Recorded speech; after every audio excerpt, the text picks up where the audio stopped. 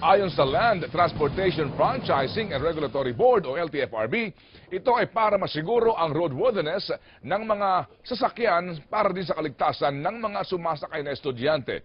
Nanawagan naman ang mga operators, hindi raw tulad ng mga public utility vehicles, hindi naman daw masyadong gamit ang mga school service.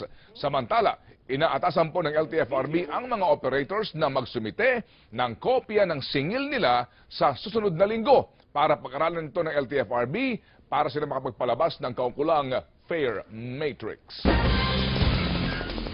Desidido ang DOH at DepEd na ipatupad ngayong taon ang mas istriktong regulasyon laban sa pagbebenta ng junk food sa mga batang mag-aaral sa kanilang mga school canteen. Pero kung may mga pasaway na mga kantina, may mga huwaran din na tanging